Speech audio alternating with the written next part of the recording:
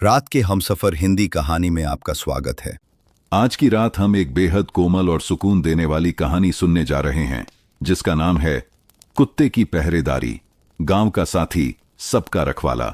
ये सिर्फ एक कहानी नहीं, ये उन दिनों की याद है जब गांव का हर घर, हर आंगन एक वफादार कुत्ते की भौंक से ही सुरक्षित महसूस करता था। जहां रात गहरी होते ही वही कुत्ता सबके सपनों का रखवाला बन जाता। जैसे जैसे आप इस कहानी में डूबते जाएंगे, आपको महसूस होगा कि कोई चुपचाप पहरा दे रहा है और आपकी थकी हुई आंखें धीरे धीरे नींद में ढलने लगेंगी। अगर ऐसी मीठी नींद लाने वाली कहानियां आपको सुकून देती हैं तो चैनल को जरूर सब्सक्राइब कीजिए। यहां हर रात में एक नई कहानी आपके सपनों की रखवाली करने आती है। और बताइए जरा, आप किस शहर और कौन से गांव से हमें सुन रहे हैं और अभी आपकी घड़ी में क्या समय हो रहा है? आपके हर कमेंट से यह एहसास होता है कि आप भी इस रात की पहरेदारी में शामिल हैं। तो अब चलिए, रोशनी धीमी कर लीजिए, पंखे की हल्की आवाज को महसूस कीजिए और धीरे धीरे आंखें बंद कर लीजिए, क्योंकि अब हम चल पड़ते हैं उस गांव की ओर जहां हर दरवाजे की नींद की चाबी एक वफादार कुत्ते के भरोसे टिकी थी। भोर अभी पूरी तरह टूटी नहीं थी। आसमान के किनारों पर कोयले सी स्याही पर हल्का सा दूधिया उजाला घुल रहा था। बगुलों की कतार तालाब के ऊपर से तिरछी उड़ान भर रही थी और पीपल के पत्ते हवा की महीन उंगलियों से खनखनाते थे। दूर पुरानी बावड़ी के पास से फटकारती हुई हवा चली तो नीम की शाखों ने जैसे जम्हाई ली। इसी उजाले और अंधेरे के बीच की सांस में गांव की मिट्टी की पगडंडी पर एक सधा हुआ चौकन्ना कदमों का क्रम सुनाई दिया। टिक टिक टिक। यह भोलू था, गांव का कुत्ता, रंग गेरुआ सा, कान आधे खड़े, आंखों में कांच जैसा उजला भरोसा और चाल ऐसी कि जैसे हर मोड़, हर दहलीज, हर कूची उसका अपना हो। उसके गले में बंधी पुरानी नीली बेल्ट पर पीतल का छोटा सा टुकड़ा खनकता था। भोलू की पहचान। वह हर सुबह सूरज के उंगली भर ऊपर उठने से पहले गांव का चक्कर लगाता। चार दीवारी, बेड़, खलिहान, तालाब, आंगन, सब पर उसकी नजर रहती। कोई गाय रस्सी खींचकर खुल जाती तो वह हौले से भौंक कर जगाता। कोई मुर्गी फड़फड़ाकर किसी के गोबर इकट्ठा किए थापों पर चढ़ जाती तो वह दुम हिलाकर रास्ता रोक देता। यह उसका रोज का पहरा था, किसी के कहने से नहीं, अपने मन की डोरी से। गांव की बाहरी बस्ती में सबसे पहले शंकर चरवाहा दिखा। कमर पर पुरानी चादर बांधे, बांसुरी को होंठों से सटाए। भोलू को देखते ही उसने मुस्कुराकर बांसुरी अलग की। अरे चौकीदार साहब, रूटीना चेकिंग हो गई। भोलू ने उसकी पिंडलियों से सटते हुए पूंछ हिलाई, फिर खलिहान की ओर बढ़ गया। शंकर के साथ उसका एक अलग सा रिश्ता था। कई बार शंकर ही उसे बचपन में रोटी के टुकड़े धुना कर देता और कई बार भोलू ने शंकर के बछड़ों को रात के भटकते सियारों से भगा दिया था। ये दोस्ती शब्दों से नहीं, काम से बनी थी। गांव की चौपाल की तरफ अब हल्की चहल पहल थी। रामनाथ, गांव का बुजुर्ग, झुर्रियों में सूझबूझ का नक्शा खिंचा हुआ, अपनी छड़ी पर वजन टिकाए चाय की दुकान की बेंच पर बैठा था। चूल्हे में कंडों की आग फुफकार रही थी और कल्लू चाय वाला धुएं के घेरे में खोया पीतल की केतली पर चाय का पहला उबाल चढ़ा रहा था। भोलू ने बेंच के पास आकर बैठते हुए एक छोटा सा हूंस किया। रामनाथ हंसा। लो, हमारे लठ छाप जवान आ गया। क्या खबर है, रात ठीक ठाक बीती? भोलू की आंखें कुछ देर रामनाथ के चेहरे पर ठहर गईं, जैसे कि वह पूछ रहा हो, तुम जाग रहे थे क्या? फिर वह धीरे से उठकर चाय की दुकान के बाहर दहलीज पर लेट गया। चूल्हे की आंच से आती गर्मी उसकी ठंडी नाक को सुकून दे रही थी। इसी बीच पास की गली से गीता, रामनाथ की बेटी, लौटे में पानी लिए निकली। उसके पायल की छनक में भोर की थकान कटती लगती थी। उसने दहलीज पर लेटे भोलू के माथे पर उंगलियां फेरीं। शाबाश भोलू, हमारी गली का सिपाही, कल रात फिर बिल्लियों को कुंडे से दाल गिराने नहीं दी ना? भोलू ने चुपचाप अपनी आंखें मिचमिचाईं। उसके लिए यह सब बातें, आवाजें, गंध गांव की सांस थी। वह इन्हीं के बीच अपने अर्थ को पाता था। चाय की दुकान पर कुछ नौजवान भी जुटाए, खेत की मेड़, पानी की बटाई और नई मोटर पर बात करते। तभी चौपाल की दूसरी तरफ से धनराज आया, मुखिया का बेटा, कंधे पर रंगीन गमछा, चेहरा ऐसा जैसे वह हमेशा हल्की नाराजगी में हो। उसने दहलीज पर लेटे भोलू की तरफ जूते से हल्का सा ठेल दिया। अबे हट, रास्ता रोक कर पड़ा है। भोलू ने मुंह ऊपर उठाया, आंखों में न कोई डर और न ही दुश्मनी, बस एक तटस्थ देखना, जैसे वह जानता हो कि कौन कब कैसा बोलता है। वह उठकर किनारे सरक गया और फिर भी पूंछ हल्की सी हिलाकर खड़ा रहा। रामनाथ ने धीमे से कहा, रास्ता रोकता नहीं, रास्ता देखता है। गांव में जो भी आए जाए सबसे पहले यही नोट करता है। धनराज ने सुनी अनसुनी करके दुकान पर बैठे किसी से मोटर के बारे में पूछा और कड़क चाय का ऑर्डर दे दिया। भोलू दहलीज से फिर चौपाल की साइड चला गया। उसकी आंखें अब तालाब की ओर थीं, जहां से दोपहरानी हवा में गोबर और कच्ची मिट्टी की मिली जुली खुशबू तैर रही थी। तालाब के पास की मेड़ पर बच्चों की टोली मिट्टी के घरौंदे बना रही थी। कुंदन, लाली, फैज और छोटी बिट्टो। भोलू को देखते ही बिट्टो उछल पड़ी। आया आया हमारा रक्षक। उसने अपनी मुट्ठी से चूरा सा निकाला और भोलू के सामने हथेली खोल दी। भोलू ने नरमी से सूंघा, फिर धीरे धीरे खा लिया। बच्चों के साथ उसका व्यवहार कुछ अलग था। वह कभी तेज भौंकता नहीं, बस दुम हिलाता और जरूरत पड़े तो सामने खड़े होकर कोई भटकती बकरी या उपद्रवी मुर्गा रास्ता न बिगाड़े, यह देखता। बच्चों की हंसी में उसे घर सा लगता था।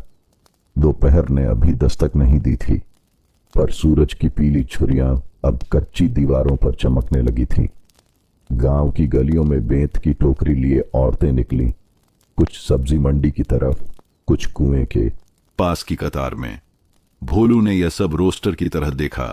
कौन किस मोड़ से निकला, किसने बाड़े की कुंडी ढीली छोड़ी, कौन आंगन में नए अनाज की बोरी रखकर ताला लगाना भूल गया।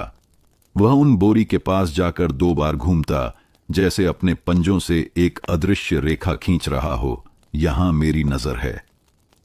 इसी बीच गांव के बाहरी छोर पर जो कच्ची सड़क बाजार से जुड़ती थी, वहां एक बैलगाड़ी की चरमराहट सुनाई दी। बैलों के गले की घंटियां एक लय में बजतीं और पहियों से मिट्टी के गोल गोल फाहे उड़ते। गाड़ी पर बैठे एक अनजाने आदमी ने सिर पर साफा बांध रखा था, आंखों पर छां थी।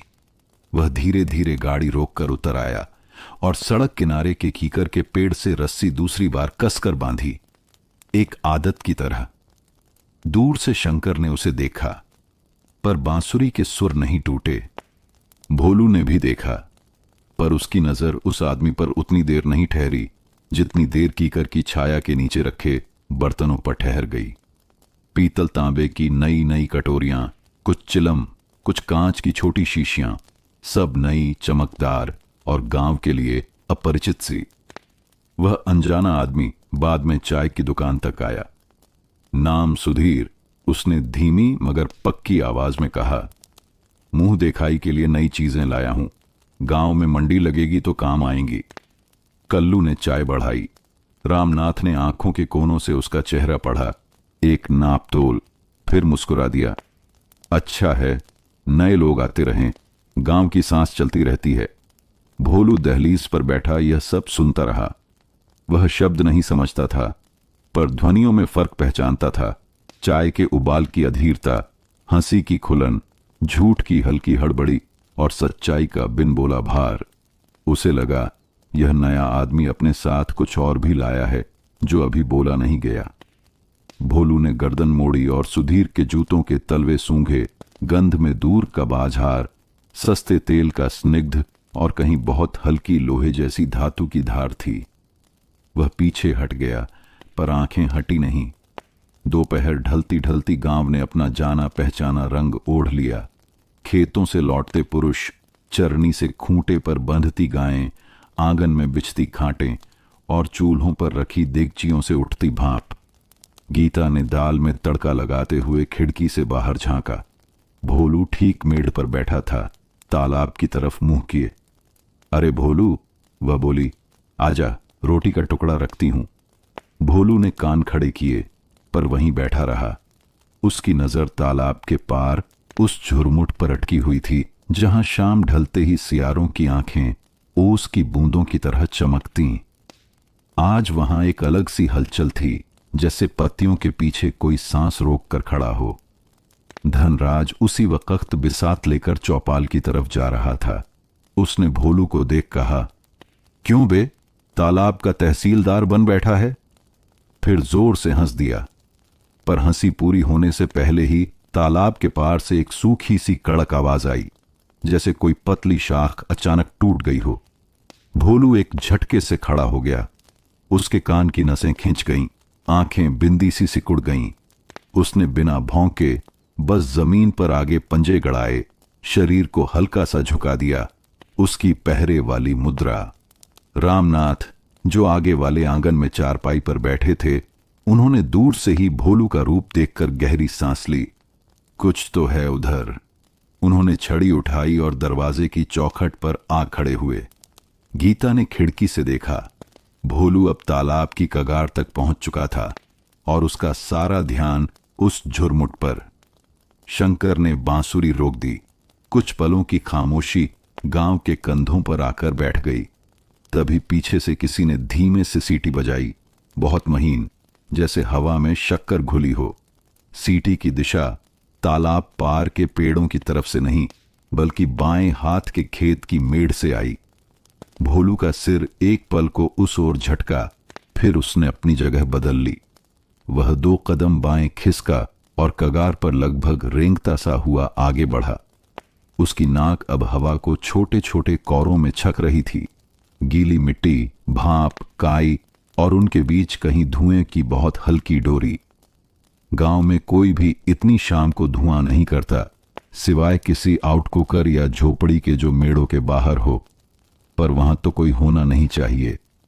धनराज ने आधे मन से कहा, भाई रहने दे, रात में सियार लंगूर घूमते हैं, तुझे क्या?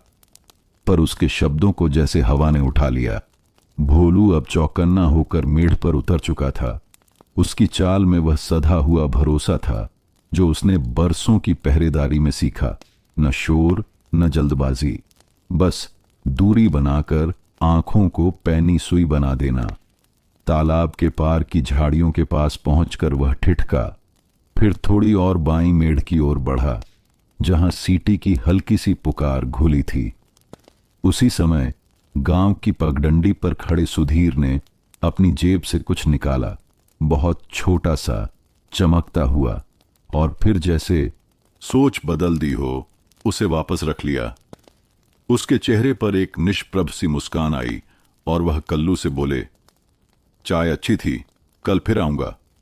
कुछ बर्तन औजार उधार रख देता हूं, भरोसा बनता है। उसने गाड़ी की तरफ कदम बढ़ाए। रामनाथ ने दूर से ही उसे देखते हुए दाढ़ी सहलाई, पर कुछ कहा नहीं। सूरज अब कच्ची दीवारों के पीछे सरक चुका था। नीम की छाया लंबी होकर तालाब की सतह पर फैल रही थी। गोधन की घंटियां बिखरती रोशनी में और भी साफ सुनाई देती। इसी धूसर उजाले में भोलू अचानक रुक गया, बिल्कुल स्थिर। उसकी आंखों ने झाड़ियों के पीछे किसी चीज की हरकत पकड़ ली थी, बहुत धीमी मगर तय। पत्ते कम सरके, पर मिट्टी ने बतला दिया, किसी ने अभी अभी कदम खींचे हैं। भोलू ने सांस रोकी। उसके पिछले अनुभव बताते थे, इस वक्त अगर भौंका तो जो भी है झाड़ियों की ओट लेकर फिसल जाएगा। अभी उसे अपना होना छुपाकर उस ध्वनि तक पहुंचना है जो सीटी बनकर हवा में फैली थी। उसने दाईं तरफ घेरा काटा और झाड़ियों की ओट के साथ साथ सरकता हुआ मेढ़ की खोह तक पहुंचा, जहां से खेत की पतली पगडंडी जंगल की तरफ निकलती है। वहां मिट्टी पर उभरे ताजा चिन्ह थे, जूते की धारियां जो गांव के साधारण जूतों की तरह घिसी नहीं थीं। पैटर्न नया था, जैसे किसी बाहरी का। साथ में तंबाकू और किसी सस्ते खुशबूदार तेल की मिलीजुली गंध, वही जो सुधीर के जूतों में हल्की सी थी। पर यह निशान उससे अलग लगते थे, थोड़े भारी, थोड़े जल्दबाज। तभी दूर से गीता की आवाज आई, भोलू। वह रोटी का टुकड़ा लिए अब आंगन से बाहर निकली थी। आवाज में अपनापन था, पर भोलू ने इस बार पीछे मुड़कर नहीं देखा। उसकी दुनिया इस वक्त एक नुकीला गोला बन चुकी थी, जिसके केंद्र में वह फुसफुसाहट, वह सीटी, वह धुएं की पतली डोरी और मिट्टी पर उभरी नई धारियां थीं। झाड़ियों के पीछे अचानक धातु की बहुत हल्की टनकार हुई, जैसे किसी ने चाबी या छोटा औजार गिराकर फौरन उठा लिया हो। भोलू ने बिना कोई आवाज किए थूथन जमीन के बिल्कुल पास कर दिया और एकदम आगे की ओर झपटा। न भौंक न गुर्राहट, बस बिजली जैसी तेज हरकत। पत्ते फटे, ओस के छींटे उड़ गए और सांझ की नर्म बाहें छटक कर दो हिस्सों में बंट गईं। मेढ़ के उस पार से किसी के कदमों की घबराई हुई धमक सुनाई दी। पहले एक, फिर दूसरा, फिर मिट्टी का फिसलना। भोलू ने घेर कर काटने का तरीका नहीं अपनाया। वह कंधे की बगल में घुटनों के ठीक ऊपर जाकर रास्ता रोकने के अंदाज में दौड़ा, जो उसने रातों के पहरों में खुद गढ़ा था। सामने किसी की परछाई उभरी, दुपट्टे और पगड़ी के बीच से झांकती आंखें जो एक पल को भोलू की आंखों से टकराईं। उस पल में न गांव था न तालाब, सिर्फ दो चौकसियां आमने सामने। और तभी तालाब की तरफ से एक और सीटी बजी, पहली से भी महीन, जैसे किसी ने हवा के भीतर हवा बनाई हो। उस सीटी में पुकार कम, संकेत ज्यादा था। परछाई ने झटके में मेढ़ से नीचे छलांग लगाई, मिट्टी फिसली और वह खेत के अंदर की ओर भागी। भोलू ने बिना देर किए पीछा किया। उसकी टांगों में धूल, आंखों में एक चमक जिसे गांव ने कम ही देखा था। उसने आज पहरे का अर्थ जरा और कड़ा कर लिया था। दूर चौपाल पर खड़े रामनाथ ने अपनी छड़ी जोर से जमीन पर टिकी। धनराज, शंकर, उधर देखो, भोलू कुछ पकड़ रहा है। शंकर पहले ही भोथरे से डर में जाग चुका था। वह दौड़ पड़ा। धनराज ने बिसात एक तरफ फेंकी, पर दौड़ते दौड़ते भी उसके चेहरे पर वह आधी नाराजगी बनी रही, जैसे मानना नहीं चाहता हो कि एक कुत्ता उससे पहले खतरा सूंघ सकता है। शाम की धूसर परछाइयां अब गहरी होकर नीली पड़ने लगी थीं। झुरमुट, मेढ़, पगडंडी, सब पर स्याही फैलती जा रही थी। भोलू ने परछाई का पीछा करते हुए खेत के उस हिस्से तक उसे खदेड़ा जहां पुराना आम का बाग है, जिसके बीच में जंग खाया हैंडपंप खड़ा है और पास ही गिरा हुआ कुआं, बावड़ी, जो बरसों से जर्जर पड़ी है। उस बावड़ी के किनारे अक्सर रात में कोई नहीं आता सिवाय हवा के, पर आज वहां हवा के साथ कोई और भी था। भोलू ने दौड़ते दौड़ते अपने कदम रोक लिए। सामने बाग की अंधेरी में दो परछाइयां अब एक हो रही थीं, जैसे कोई कुछ पकड़ा पकड़ा कर आगे बढ़ रहा हो। बहुत हल्की फुसफुसाहट, बहुत हल्का लोहे का घर्षण, और फिर वही सीटी, तीसरी बार, जो इस बार करीब से आई और उतनी ही जल्दी अंधेरे में घुल गई। भोलू की पीठ पर रोए खड़े हो गए। उसने सिर नीचा किया, शरीर जमीन से सटा और अगला कदम लेने को पंजा उठाया। तभी कहीं बहुत पास पत्तियों के पीछे एक छोटी सी चमक कटी, जैसे किसी कटार का नुकीला सिरा चांद की रेशमी किरण को छू गया हो। भोलू ने दांत भींचे नहीं, वह बस हल्का सा साइड होकर उस चमक के विपरीत दिशा में चक्र काटते हुए पहुंचा। उसकी रणनीति साफ थी, सीधा टकराना नहीं, घेरना है। पीछे से शंकर और धनराज के कदमों की धाप अब सुनाई दे रही थी। गांव के दो तीन और आदमी दूर से आवाजें देते दिखे और उसी क्षण, बिल्कुल उसी क्षण, बावड़ी के टूटे घेरों के पास से एक थैली सी चीज तेजी से उठी और परछाई ने उसे कंधे पर साध लिया। थैली से धातु की हल्की टक्करें सुनाई दी, जैसे पीतल तांबा हो, और साथ में किसी छोटी शीशी के कांच की खनक। भोलू की आंखें सिकुड़ी। उसे याद आया, कीकर के नीचे रखे वही बर्तन, वही छोटी छोटी शीशियां। हवा ने अचानक दिशा बदली। नीम और कीकर के पत्ते जोर से हिले। भोलू ने उस एक पल की मदद उठाई और छलांग लगाई। अंधेरा एकदम पास आ गया, पत्ते उसकी पीठ से टकराए। सामने की परछाइयां, थैली, बावड़ी का टूटा घेरा, सब एक धुंधले मगर तेज फ्रेम में उभरे।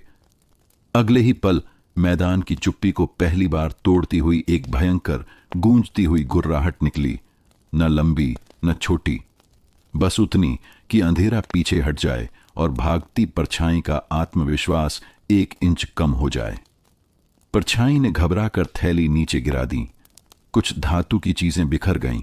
भोलू ने रास्ता घेरा, सीधा नहीं तिरछा, ताकि यदि कोई कटार चले तो वह हवा चिरे, शरीर नहीं। भोलू। शंकर की आवाज अब बहुत पास थी। धनराज भी पहुंच चुका था। उसके हाथ में बांस की मोटी लाठी थी, पर अंधेरे ने अभी तक पूरी तस्वीर नहीं दिखाई थी। कौन है, कितने हैं और वह सीटी किसके होंठों से निकली थी। भोलू का पंजा आगे बढ़ा, एक और घेरा, एक और चक्र, और तभी बावड़ी के भीतर से नीचे की सीलन भरी गहराई से बहुत धीमे, बहुत पुराने पत्थर से स्वर में कुछ हिला, मानो अंधेरा खुद जवाब देने को तैयार हो। भोलू ने अपनी आंखें और सिकोड़ लीं। उसके गले की नीली बेल्ट पर लटका पीतल का टुकड़ा हवा में हिला, छोटा सा पर साफ। एक क्षण को वह टुकड़ा चांद की पहली रेखा से छू गया और चमका। अगले ही पल अंधेरा 2 हिस्सों में बंटा और कहानी अपनी पहली गांठ बांध चुकी थी। सांझ के उस क्षण से रात धीरे धीरे गांव पर उतर आई थी। नीम और पीपल की डालियां अब गहरे साए में ढक गईं और तालाब की सतह पर चांद की सफेद रेखा तैरने लगी। भोलू अब भी उस बावड़ी के पास डटा था जहां उसने रहस्यमयी परछाई को खदेड़ा था। उसके कान हर आवाज को पकड़ने की कोशिश कर रहे थे। पत्तों की सरसराहट, दूर बैलों की घंटियां, या फिर किसी अनजान कदम की थाप। शंकर सबसे पहले पहुंचा। उसकी सांसें तेज थीं, हाथ में लंबा बांस थामे। उसने हांफते हुए कहा, भोलू, क्या देख लिया तूने?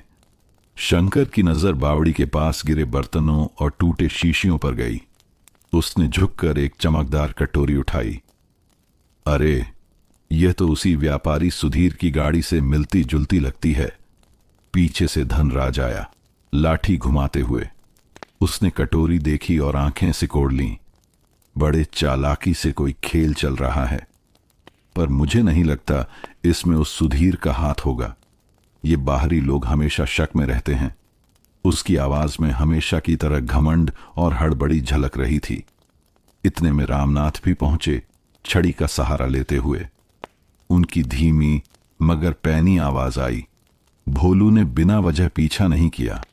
इसने कुछ ऐसा सूंघा है जो हमें समझ नहीं आ रहा। उन्होंने झुककर मिट्टी में पड़े पैरों के निशान देखे, ताजे, गहरे, भारी। ये गांव के नहीं लगते। हमारे लोग ऐसे जूते नहीं पहनते। भोलू अब भी बावड़ी के किनारे पंजे गाड़े खड़ा था। उसकी आंखें उस झुरमुट पर टिक गई थीं जहां से आखिरी सीटी आई थी। उसने हल्का गुर्राया, मानो कह रहा हो, खतरा अभी गया नहीं है। गीता भी पास आ गई, हाथ में दिया लिए, जिसके प्रकाश ने अंधेरे में बिखरे बर्तनों को साफ कर दिया। उसने धीमी आवाज में कहा, बाबा, देखिए, ये सब नई नई चीजें हैं। क्या कोई इन्हें छुपाकर ले जाना चाहता था? उसके चेहरे पर जिज्ञासा भी थी और हल्की सी चिंता भी। शंकर ने भोलू की ओर देखा। ये कल रात से कुछ ज्यादा बेचैन है। लगता है गांव के पहरे में अब कोई नया किस्सा शुरू हो गया है। धनराज ने गुस्से में लाठी पटक दी। मैं कहता हूं, सीधे सुधीर को पकड़ो और पंचायत में लाओ। कल ही आया है और देखो, आज चोरी की आहट। रामनाथ ने सिर हिलाया। जल्दबाजी मत कर धनराज। पंचायत बिना सबूत के किसी को नहीं बांधती। भोलू ने खतरा दिखाया है, पर असली चेहरा अभी सामने नहीं है। हमें देखना होगा कि यह खेल कहां तक जाता है। भोलू धीरे धीरे बावड़ी की ओर बढ़ा। उसकी नाक जमीन से सटी हुई थी। मिट्टी की गंध में उसने कुछ पहचाना, सस्ते तेल और लोहे की वही गंध जो उसने शाम को सुधीर के जूतों से सूंघी थी। वह रुककर सबकी ओर देखने लगा। उसकी आंखों में साफ लिखा था, सच्चाई की डोरी उसी व्यापारी तक जाती है। गीता ने धीरे से भोलू के सिर पर हाथ फेरा। अगर तू ना होता तो कोई देख भी ना पाता। ये गांव तुझ पर ही टिका है। उसकी आवाज में प्यार और गर्व दोनों थे। रामनाथ ने गहरी सांस ली। कल पंचायत में बात रखी जाएगी, पर आज की रात सबको चौकन्ना रहना होगा। भोलू, अब तेरे पहरे की असली परीक्षा शुरू हो गई है। चांदनी में बावड़ी का अंधेरा और भी रहस्यमय लग रहा था। हवा में किसी छुपी हुई बात का बोझ तैर रहा था। भोलू ने अपनी जगह ली, बावड़ी और तालाब के बीच, ठीक वहीं जहां से कोई भी परछाई गांव की ओर कदम बढ़ाए तो सबसे पहले उसे सामने पाए। गांव के लोगों ने घर लौटना शुरू किया, लेकिन नींद किसी की आंखों में नहीं उतरी। हर दालान, हर आंगन में अब एक ही चर्चा थी, वो सीटी किसकी थी और बर्तनों के पीछे का राज क्या है। और इस तरह भोलू की पहरेदारी अब सिर्फ जानवरों और सियारों से नहीं, बल्कि इंसानों के छुपे खेलों से भी भिड़ने वाली थी। सूरज की पहली किरणें जैसे ही नियम की शाखों से छनकर गांव की चौपाल पर गिरीं, वहां पहले से ही भीड़ जुटने लगी थी। चौपाल के बीच पीपल का पुराना पेड़ था, जिसके नीचे पत्थर की चौकी पर हर रोज पंचायत बैठती थी। आज उस चौकी के चारों ओर असामान्य हलचल थी। हर कोई रात की घटना और बावड़ी के पास बिखरे बर्तनों की बात कर रहा था।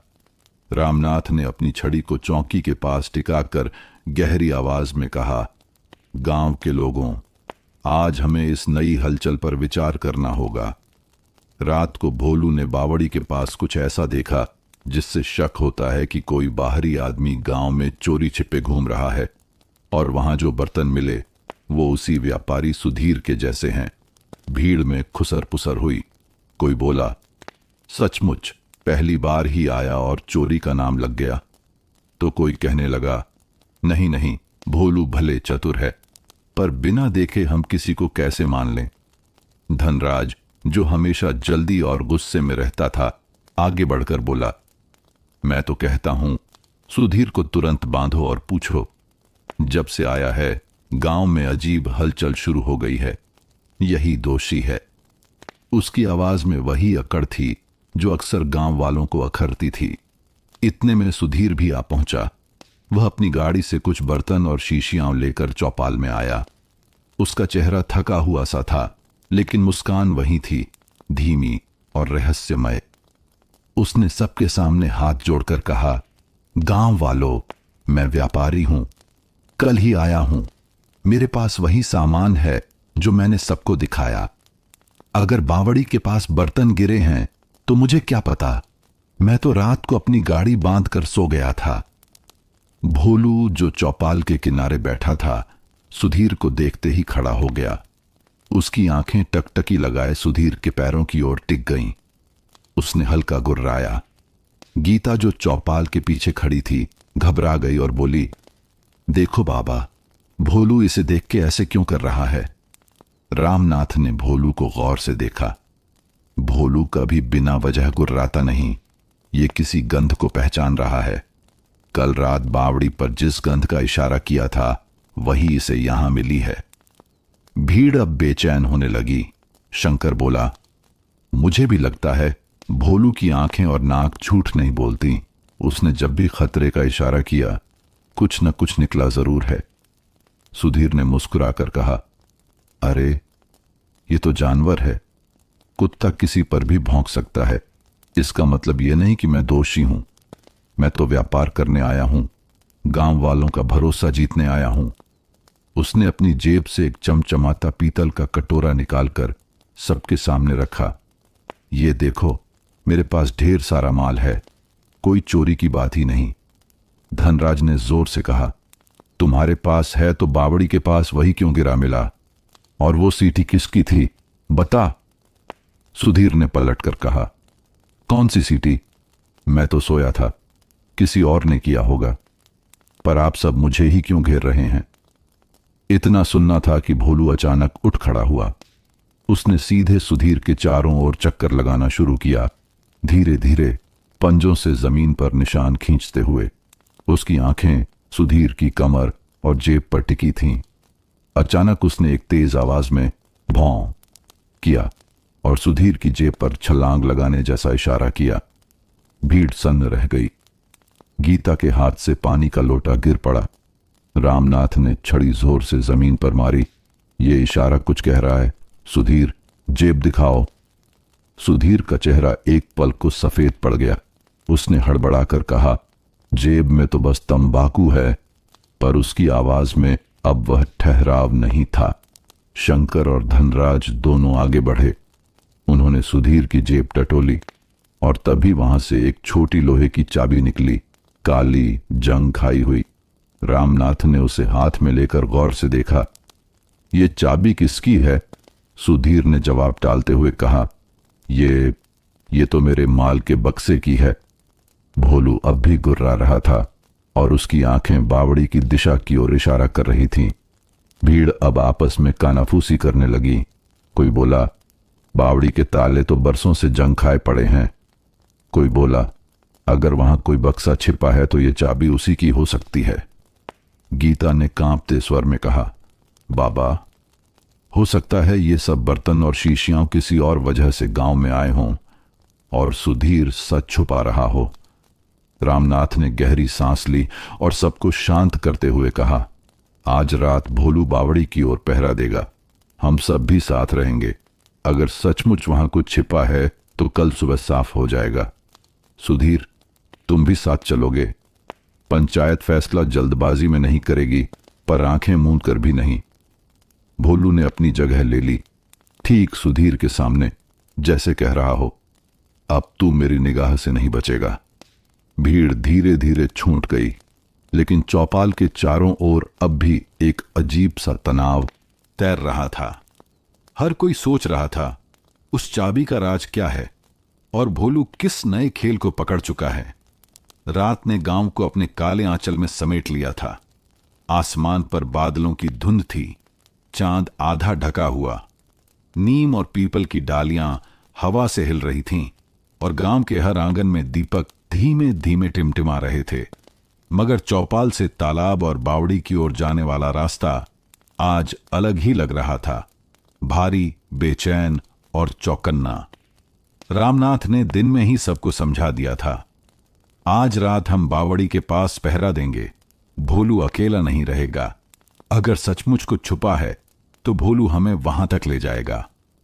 और इसी के साथ शंकर, धनराज और 2-3 गांव के जवान लालटेन और लाठियां लेकर तैयार हो गए। गीता ने भी जिद की कि वह साथ जाएगी, मगर रामनाथ ने मना किया। गीता खिड़की से सब देखती रही। उसकी आंखें बार बार भोलू पर टिक जातीं, जो चौपाल से बावड़ी की ओर जाते हुए सबसे आगे चल रहा था, कान खड़े, थूथन जमीन से सटा हुआ। जब सब बावड़ी के पास पहुंचे तो वहां गहरी सीलन और अजीब सी खामोशी थी। आम का पुराना बाग चारों ओर अंधेरे में डूबा हुआ था। जंग लगे हैंडपंप के पास मेंढक टर टर कर रहे थे, मगर अचानक उनकी आवाज भी थम गई, जैसे किसी ने डरा कर उन्हें चुप करा दिया हो। भोलू बावड़ी की टूटी मेड़ के पास जाकर बैठ गया। उसकी आंखें अंधेरे में चमक रही थीं। वह बिना आवाज किए लगातार झुरमुट की तरफ देख रहा था। शंकर ने धीरे से फुसफुसाकर कहा, कुछ तो है इधर, देखो। इसका पूरा ध्यान उसी ओर है। धनराज ने अपनी लाठी कसकर पकड़ी। अगर कोई है तो आज बच नहीं पाएगा। भोलू हमें रास्ता दिखा देगा। सुधीर भी पंचायत के फैसले से मजबूर होकर आया था। वह भीड़ से थोड़ा पीछे खड़ा था, लेकिन उसकी आंखें बार बार इधर उधर डोल रही थीं। भोलू की निगाहें उस पर भी ठहर जातीं और वह असहज होकर नजरें चुरा लेता। अचानक अंधेरे की गहराई से वही सीटी सुनाई दी, महीन, लंबी और डरावनी। आवाज ऐसी थी जैसे हवा के साथ किसी ने रहस्य फूंक दिया हो। सबकी सांसें थम गईं। लालटेन की लौ हवा में कांपने लगी। भोलू एकदम खड़ा हो गया। उसकी पूंछ सीधी हो गई और वह धीरे धीरे झुरमुट की ओर बढ़ा। उसने हल्की गुर्राहट की, मानो सबको इशारा कर रहा हो कि पीछे रहो। शंकर ने फुसफुसाया, वही आवाज, वही सीटी, कल रात भी यही थी। रामनाथ ने सबको शांत करते हुए कहा, आवाज के पीछे जाना होगा, लेकिन सावधानी से। भोलू को आगे रहने दो। भोलू झुरमुट की ओर बढ़ा। उसके पंजों से मिट्टी की आवाज तक नहीं हुई। उसकी नाक हवा को टुकड़ों में सूंघ रही थी। अचानक उसने बाईं तरफ झुककर पंजा गाढ़ा और हल्की आवाज में हूं किया। गांव वालों ने उधर देखा। अंधेरे में पेड़ों के बीच दो परछाइयां हल्की सी हिलती दिखीं, जैसे कोई किसी थैले को खींचकर घसीट रहा हो। वो देखो, धनराज ने लाठी उठाकर इशारा किया। परछाइयां आवाज सुनते ही ठिठकीं और फिर अचानक तेजी से भागने लगीं। पकड़ो! शंकर चिल्लाया और दौड़ पड़ा। भोलू बिजली की तरह झुरमुट में घुसा। पत्तियां चटकने लगीं, टहनियां टूटीं और उसकी गुर्राहट की आवाज अंधेरे को चीरती चली गई। परछाइयां बावड़ी के दूसरी ओर पुराने आम के पेड़ के नीचे जा पहुंची। अचानक उनमें से एक ने कुछ चमकदार चीज जमीन पर फेंकी और भाग खड़ा हुआ। दूसरी परछाई रुककर उसे उठाने लगी। भोलू उस पर टूट पड़ा। उसकी गुर्राहट इतनी गहरी थी कि सबके रोंगटे खड़े हो गए। उसने परछाई को चारों तरफ से घेर लिया। शंकर और धनराज भी वहां पहुंच गए। उन्होंने लालटेन ऊंची उठाई। रोशनी में जो दृश्य दिखा उससे सबके मुंह खुले रह गए। वो परछाई कोई अनजान आदमी नहीं, बल्कि गांव का ही एक नौजवान कुंदन था, जो दिन में बच्चों के साथ खेलता था और सबको भोला लगता था। उसके हाथ में वही चमचमाती कटोरियां थीं। धनराज दहाड़ा, कुंदन, ये तू था? चोरी और सीटी का खेल तू खेल रहा था? कुंदन का चेहरा पीला पड़ गया। उसने थैली छिपाने की कोशिश की, मगर भोलू ने दांत दिखाकर उसे गिरने पर मजबूर कर दिया। पर इससे पहले कि सब कुंदन को पकड़ पाते, झुरमुट की गहराई से एक और सीटी बजी, और इस बार पहले से कहीं ज्यादा तेज और पास। सबका ध्यान उस ओर गया। रामनाथ ने चिंतित होकर कहा, यह खेल सिर्फ कुंदन का नहीं है, इसके पीछे कोई और भी है, कोई बड़ा राज छुपा है। भोलू अब बावड़ी की ओर मुड़ा। उसकी आंखें चमक रही थीं। वह सीधा उस अंधेरे में घुसने को तैयार था, मानो उसे पता हो कि असली सच बावड़ी की गहराई में दबा है। सुधीर पीछे खड़ा सब देख रहा था। उसके चेहरे पर पसीना था, लेकिन मुस्कान गायब थी। गीता ने दूर खिड़की से यह सब देखा और उसके होंठ कांप उठे। आज रात गांव की पहरेदारी ने पहली बार एक चेहरा उजागर कर दिया था, लेकिन दूसरी सीटी ने साफ कर दिया, कहानी यहीं खत्म नहीं हुई। असली रहस्य अभी बाकी है। बावड़ी की टूटी मेड़ पर लालटेन की लौ कांप रही थी। अंधेरा इतना घना था कि हर पेड़ की छाया किसी अजनबी आकृति जैसी लग रही थी। गांव वाले अब भी स्तब्ध खड़े थे, क्योंकि कुंदन के हाथों में पकड़े बर्तन ने साबित कर दिया था कि वह इस खेल का हिस्सा था। लेकिन उसी क्षण आई दूसरी सीटी ने सबको और बेचैन कर दिया। रामनाथ ने छड़ी जमीन पर टिकाई और गहरी आवाज में कहा, यह खेल अकेले कुंदन का नहीं हो सकता, कोई और है, और वो यहीं पास में है। भोलू अब बावड़ी के किनारे आकर खड़ा हो गया था। उसकी आंखें तेज जलती चिंगारियों जैसी थीं। उसने धीमे से गुर्राते हुए झुककर सीलन भरी हवा को सूंघा और फिर सीधे बावड़ी की गहराई की ओर देखा। शंकर ने कहा, क्या सचमुच आवाज बावड़ी के भीतर से आई है? धनराज ने लाठी कंधे पर रखकर हड़बड़ाई हुई आवाज में कहा, बावड़ी में कौन रहेगा? यह सब डराने की चाल है। मैं कहता हूं, कुंदन को बांधो और बात खत्म करो। कुंदन कांपते हुए बोला, नहीं धनराज भाई, सब सच नहीं है। मैंने सिर्फ बर्तन उठाए थे। मुझे किसी ने कहा था कि। उसकी बात पूरी होने से पहले ही भोलू जोर से भौंका और बावड़ी की जर्जर दीवार की ओर छलांग लगाई। सब चौकन्ने हो गए। रामनाथ ने लालटेन ऊंची उठाई।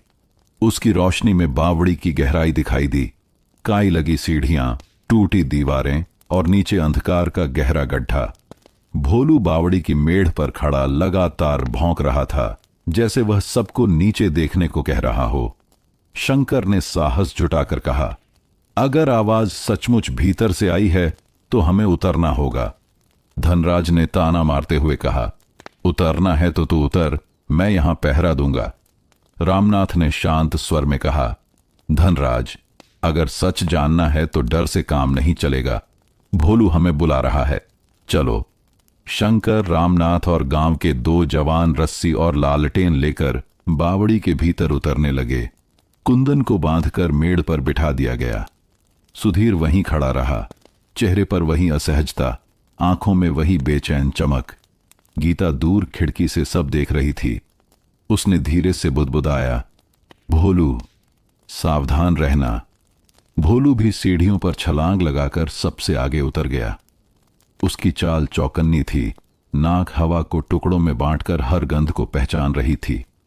बावड़ी के तल पर पहुंचकर सबने देखा, दीवार की एक दरार से ठंडी हवा आ रही थी।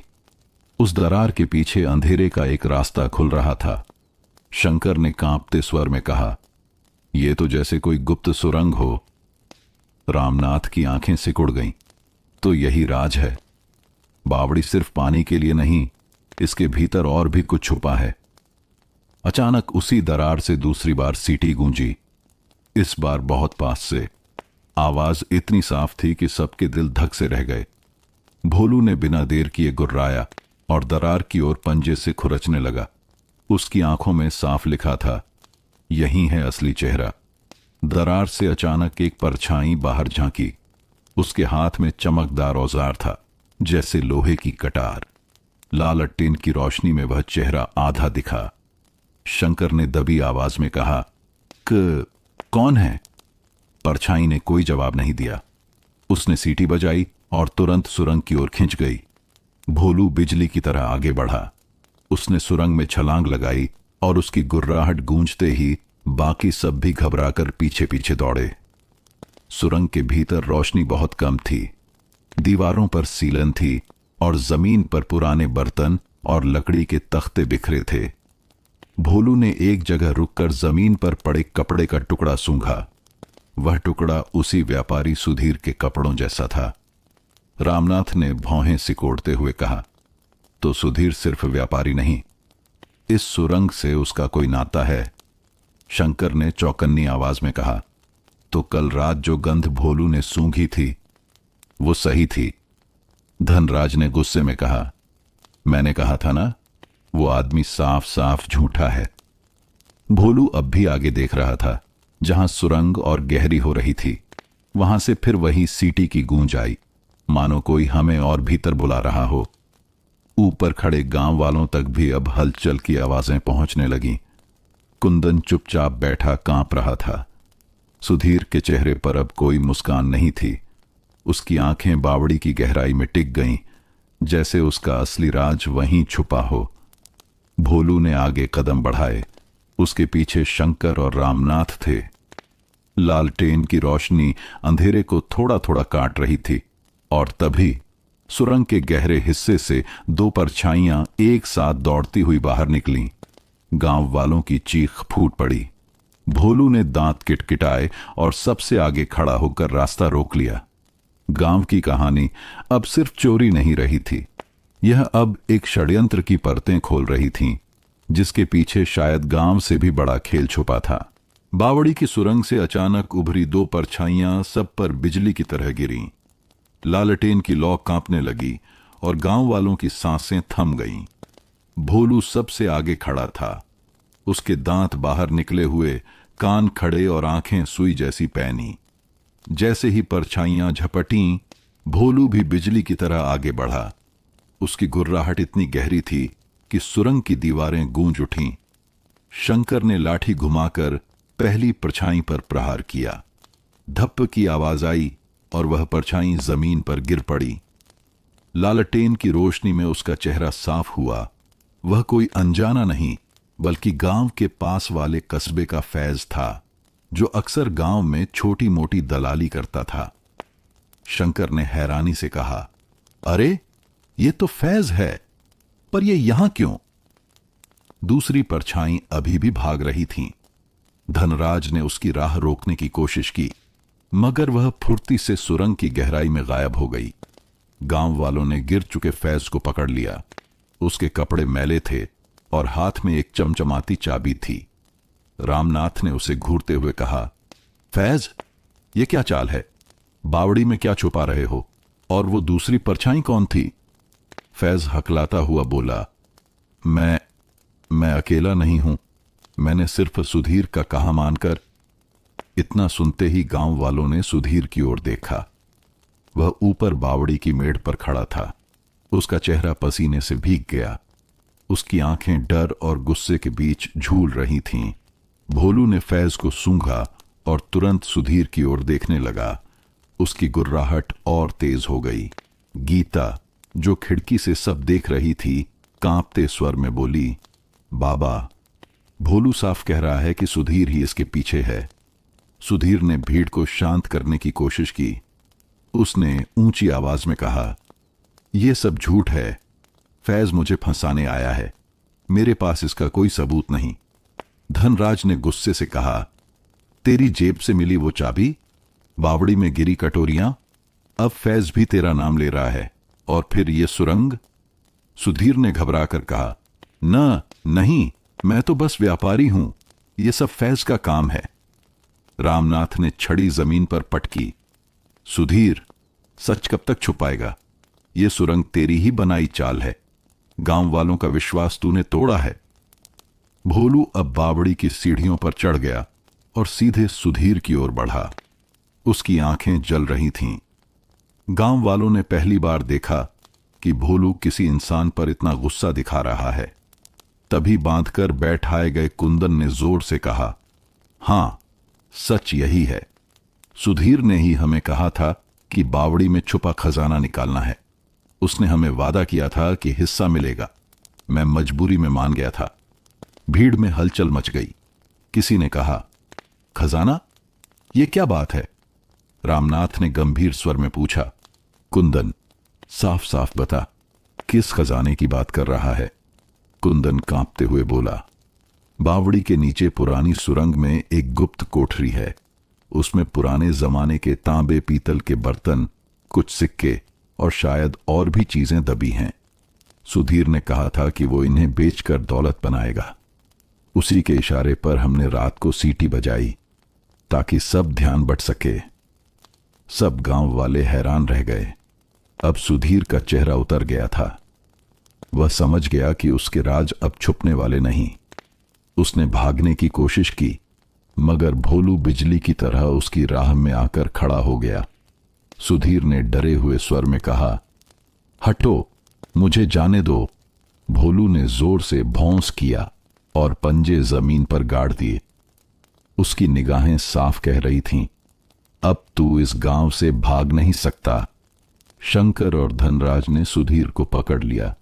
भीड़ में से आवाजें आईं, पंचायत में ले चलो, इसे जवाब देना होगा। रामनाथ ने हाथ उठाकर सबको शांत किया। आज रात हम सबने सच्चाई का पहला चेहरा देख लिया है। सुधीर और फैज को कल सुबह पंचायत के सामने पेश किया जाएगा। तभी गांव फैसला करेगा।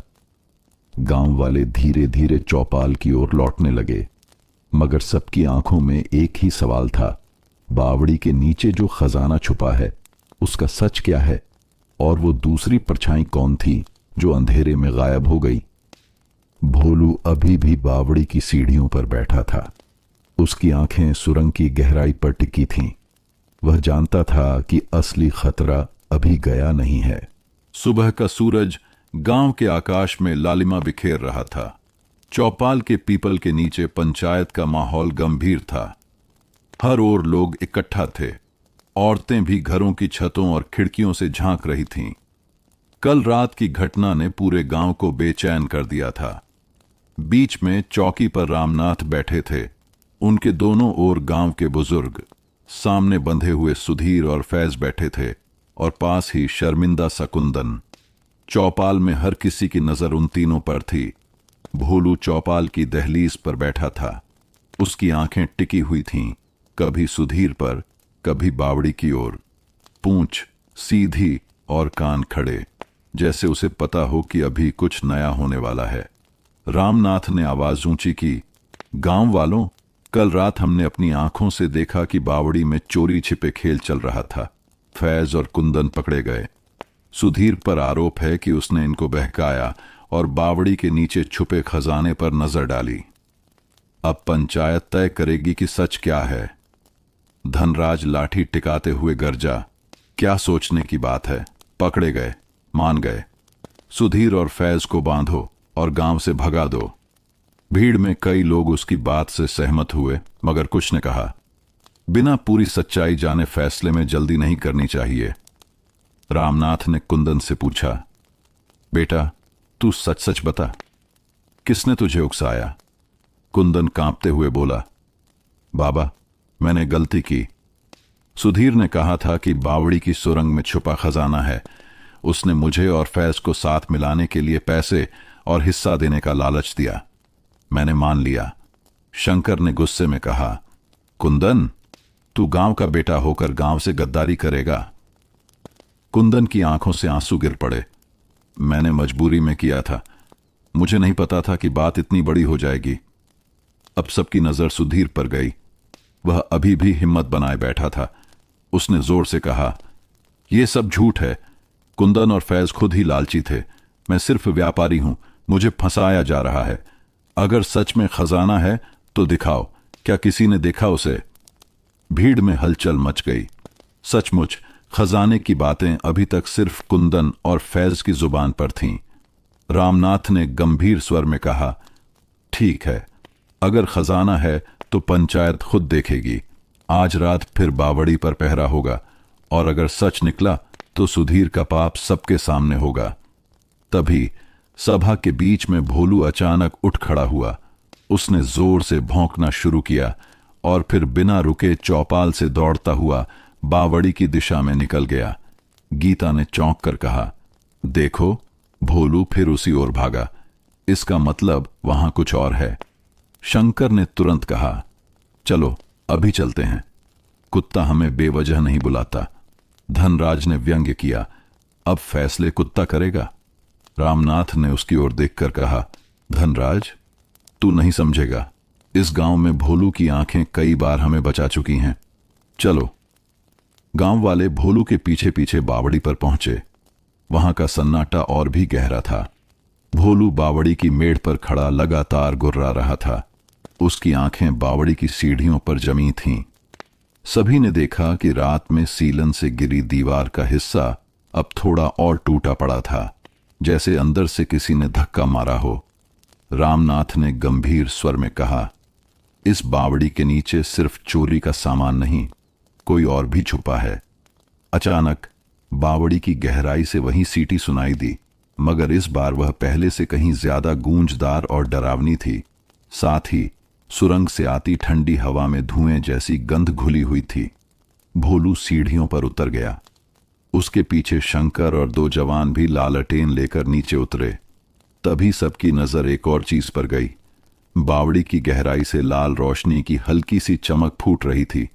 गांव वालों में खुसर पुसर मच गई। कोई बोला, ये आग है या कोई और चीज? कोई बोला, ये तो और भी खतरनाक लग रहा है। रामनाथ ने गहरी सांस ली। अब ये साफ है, ये सिर्फ चोरी नहीं, इस बावड़ी के नीचे कोई बहुत बड़ा राज छुपा है, और सुधीर उसी के लिए आया था। गांव वालों ने सुधीर और फैज को फिर से बांध दिया। पंचायत ने फैसला किया कि आज रात सब बावड़ी पर पहरा देंगे। गांव की रात अजीब सी बेचैनी से भरी थी। चांद बादलों के पीछे छुपा हुआ था और पीपल के पेड़ की शाखाएं हवा से हिल रही थीं। हर घर में लोग खिड़कियों से झांक रहे थे, क्योंकि चौपाल से लेकर बावड़ी तक हर कोई जानता था कि आज की रात कुछ बड़ा खुलासा होने वाला है। रामनाथ अपनी छड़ी के सहारे धीरे धीरे बावड़ी की ओर बढ़ रहे थे। उनके साथ शंकर, धनराज और गांव के कई जवान थे। गीता भी दूर से देख रही थी। उसके होंठ कांप रहे थे, मानो वह भोलू से ही कह रही हो, सावधान रहना। भोलू सबसे आगे था। उसकी आंखें चमक रही थीं, पूंछ सीधी और कान खड़े। वह लगातार सीढ़ियों पर नीचे देख रहा था, जहां से लाल रोशनी निकल रही थी। गांव वाले धीरे धीरे बावड़ी की सीढ़ियों पर उतरे। दीवारों पर काई और सीलन थी, और हर कदम पर अजीब सी गंध, धातु, धुएं और पुराने तेल की मिलीजुली। नीचे पहुंचते ही सबकी नजर उस दरार पर गई जहां से रोशनी फूट रही थी। वह रोशनी लाल थी जैसे अंगारों का गुब्बार। शंकर ने धीरे से कहा, यह कैसी आग है? न धुआं है न लौ, बस रोशनी। रामनाथ ने गंभीर स्वर में कहा, यह सिर्फ आग नहीं, यहां कुछ और छुपा है। भोलू अब उस दरार पर पंजे मार रहा था। उसकी गुर्राहट गहरी हो रही थी। अचानक उसी दरार से सीटी की आवाज गूंजी, तीखी, लंबी और डरावनी। सब गांव वालों के रोंगटे खड़े हो गए। धनराज ने लाठी कसकर पकड़ी। अब चाहे जो हो, इस बार हम पीछे नहीं हटेंगे। इतना कहते ही दरार के भीतर से एक परछाई बाहर निकली। उसकी आंखें लाल रोशनी में चमक रही थीं। हाथ में लोहे की कटार थी। भोलू बिजली की तरह आगे बढ़ा और उस पर झपटा। उसकी गुर्राहट सुरंग में गूंज उठी। परछाई ने कटार घुमाई, लेकिन भोलू ने सटीक छलांग लगाकर उसका हाथ पकड़ लिया। कटार गिर पड़ी।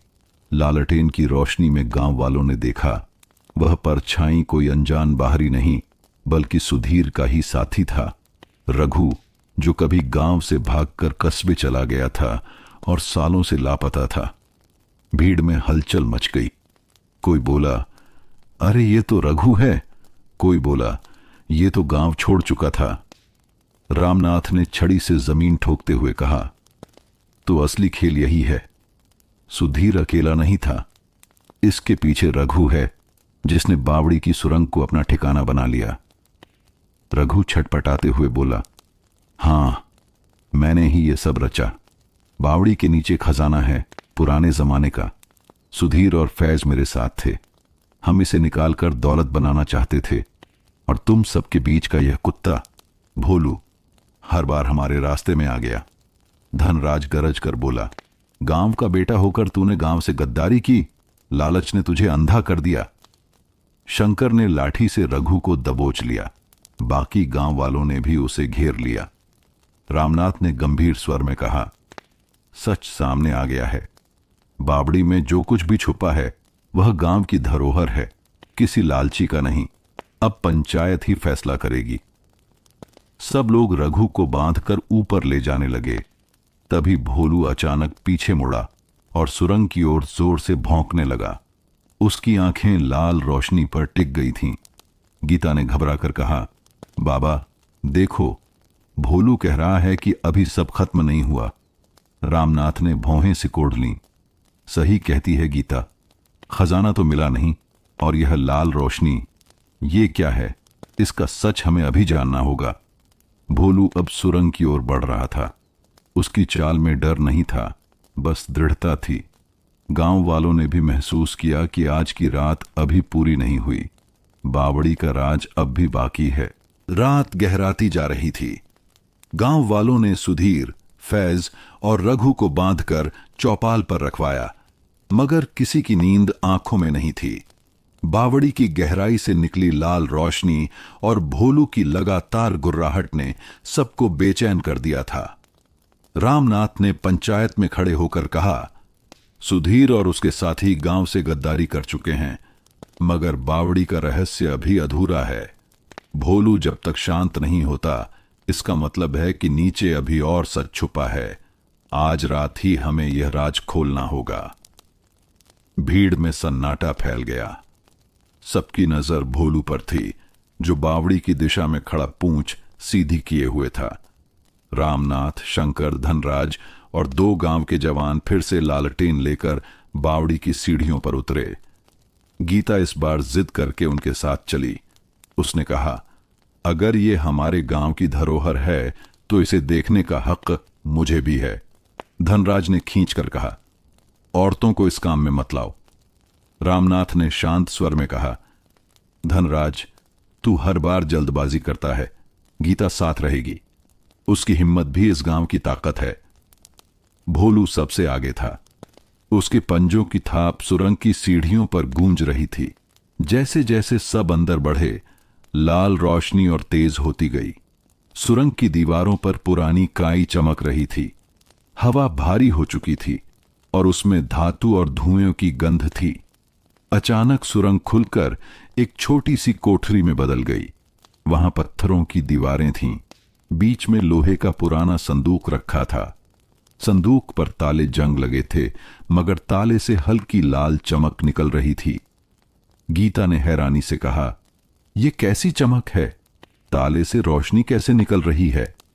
रामनाथ ने गहरी सांस ली। ये शायद कोई पुरानी धरोहर है जो लोहे और धातु की रगड़ से चमक रही है, या फिर इसमें कुछ ऐसा छुपा है जिसे हम समझ नहीं पा रहे। भोलू संदूक के चारों ओर घूमने लगा। उसने पंजे से ताले पर खरोंच मारी और गुर्राया। शंकर ने लाठी से ताले को ठोका। ताला जंग खाकर गिर गया। लाल रोशनी एकदम फैल गई और सबके चेहरे चमक उठे। रामनाथ ने धीरे से ढक्कन उठाया। भीतर तांबे और पीतल के बर्तन थे, पुराने सिक्के, कुछ कांच की छोटी छोटी शीशियां और मिट्टी के बर्तन जिनमें अजीब सी गंध थी। गीता की आंखें फैल गईं। ये तो सचमुच खजाना है, पता नहीं कितने 100 साल पुराना होगा। धनराज ने लालच से कहा, इतने सिक्के, इनसे तो पूरा गांव अमीर हो सकता है। रामनाथ ने सख्त स्वर में कहा, यह दौलत नहीं, हमारी धरोहर है। ये गांव का है, किसी एक का नहीं।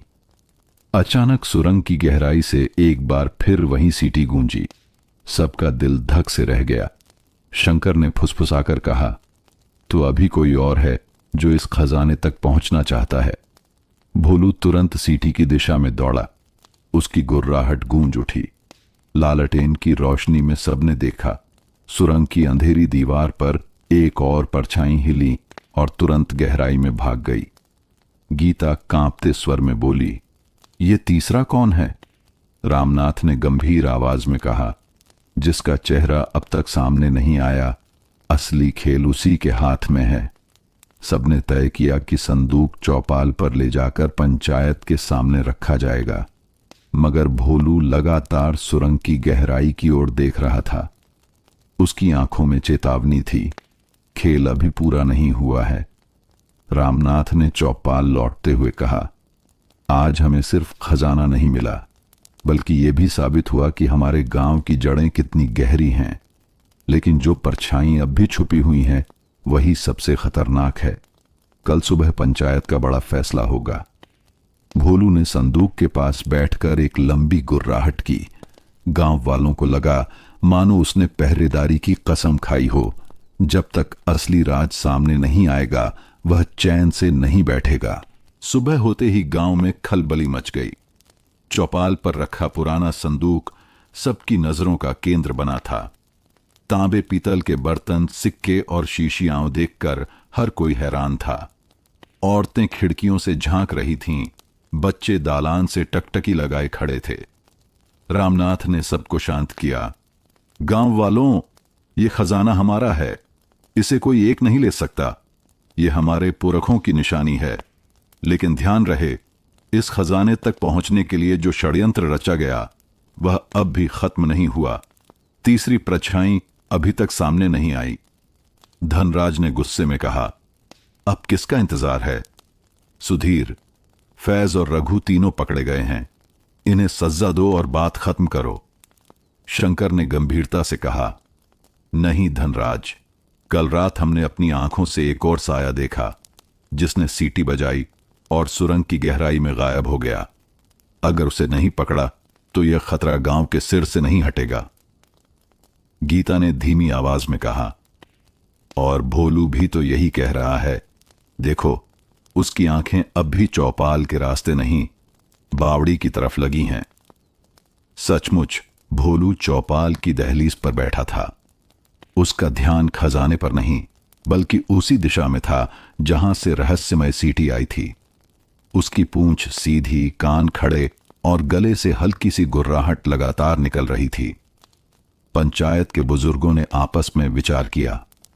अंत में रामनाथ ने कहा, गांव वाले, सुधीर, फैज और रघु को अभी बांध कर रखा जाएगा, लेकिन असली सच तभी खुलेगा जब तीसरे चेहरे का पर्दाफाश होगा। आज रात हम फिर बावड़ी और सुरंग की रखवाली करेंगे। ये खजाना चौपाल में सुरक्षित रहेगा। भीड़ ने सहमति में सिर हिलाए। दिन चढ़ते ही कुंदन को चौपाल के पास ही निगरानी में रखा गया। वह शर्मिंदा और डरा हुआ था। अचानक उसने चौपाल की दीवार पर नजर डाली और कांपते स्वर में बोला, देखो यह क्या है। सबकी नजर उस ओर गई। दीवार पर कोयले जैसे काले निशान बने थे, 3 लंबी लकीरें, जैसे किसी ने नाखून या औजार से खींची हों। शंकर ने आगे बढ़कर छुआ। ये तो ताजे हैं, अभी अभी बनाए गए। लेकिन किसने? रामनाथ ने गहरी आवाज में कहा, यह तीसरी परछाई का निशान है। वह हमारे बीच है और हमें डराने की कोशिश कर रहा है। भीड़ में हलचल मच गई। उसी बीच सुधीर ने मौका पाकर कहा, देखा, अब समझे ये तीसरा आदमी कौन है? मुझे भी नहीं पता। शायद कोई और दुश्मन है जो मुझे फंसाकर खुद खजाना लेना चाहता है। मैं निर्दोष हूं। धनराज ने झुंझलाकर कहा, तेरे झूठ अब और नहीं चलेंगे। मगर रामनाथ चुप रहे। उनकी नजरें सिर्फ भोलू पर थीं। अचानक भोलू चौपाल से उठकर दौड़ा। वह सीधे गांव के पिछवाड़े की ओर भागा, जहां सूखी बाढ़ और टूटी झोपड़ियां थीं। गीता चौंक कर बोली, भोलू कुछ सूंघ चुका है, चलो उसके पीछे। शंकर, धनराज और कुछ जवान भोलू के पीछे भागे। रामनाथ भी छड़ी के सहारे धीरे धीरे बढ़े। भोलू एक टूटी झोपड़ी के पास आकर रुक गया। उसकी गुर्राहट तेज हो गई। उसने झोपड़ी की दीवार पर पंजे मारे। अंदर से कोई आहट सुनाई दी, जैसे कोई सांस रोककर छुपा हो। और तभी झोपड़ी के भीतर से वही सीटी बजी, इस बार इतनी करीब कि सबके कानों में गूंज उठी। भोलू ने तुरंत छलांग लगाई और झोपड़ी का टूटा दरवाजा गिरा दिया। अंदर अंधेरा था। लालटेन की रोशनी में सबने देखा, अंदर कुछ बर्तन, पुराने कपड़े और मिट्टी में दबे औजार थे। लेकिन वहां कोई इंसान नजर नहीं आया। बस दीवार पर वही 3 लकीरें उभरी थीं जो चौपाल पर बनी थीं। धनराज ने गुस्से में कहा, यह कोई खेल खेल रहा है, यहां कोई है ही नहीं। रामनाथ ने सिर हिलाया, नहीं, कोई है। ये परछाई हमारे बीच घूम रही है और भोलू इसे सबसे पहले पहचान चुका है। गांव में अब बेचैनी और भी बढ़ गई। लोग एक दूसरे से कहने लगे, तीसरा कौन है? क्या वो गांव का ही कोई अपना है या बाहर से आया है? गांव पर रात का अंधेरा फिर से उतर आया था। चौपाल पर रखा पुराना संदूक अब भी सबकी नजरों में था, मगर किसी की नींद उस पर नहीं थी। हर आदमी की आंखें बावड़ी की तरफ थीं, मानो वहीं से सच्चाई निकल कर आने वाली हो।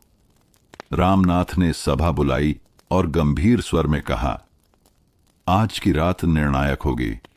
सुधीर, फैज और रघु तो पकड़े गए हैं, मगर तीसरा कौन है? यह रहस्य अब और नहीं छुप सकता। भोलू हमें रास्ता दिखाएगा। भीड़ खामोश रही। लालटेनें जलाकर सब बावड़ी की ओर बढ़े। गीता अपने पिता के साथ थी। उसकी आंखों में डर था, मगर भोलू पर अटूट विश्वास।